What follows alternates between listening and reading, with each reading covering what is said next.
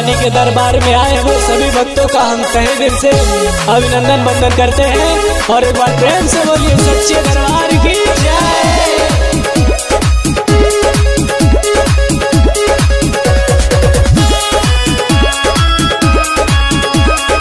Music by Aman Rock.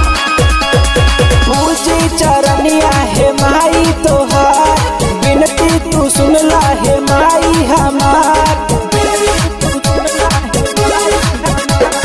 पूजी चरनिया है माई तोहार, बिनती तू सुनला है माई हमार।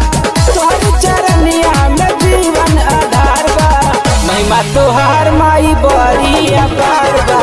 महिमा तोहार माई बड़ी अपार बा, महिमा तोहार माई बड़ी अपार बा, महिमा तोहार माई बड़ी अपार बा।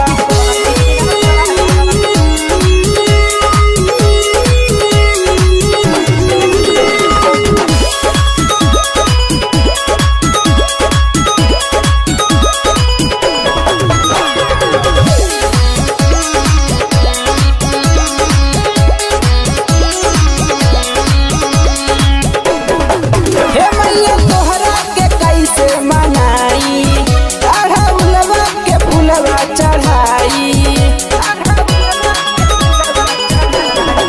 हे मैया तोहरा के कैसे मनाई, अढ़उलवा के फूलवा चढ़ाई।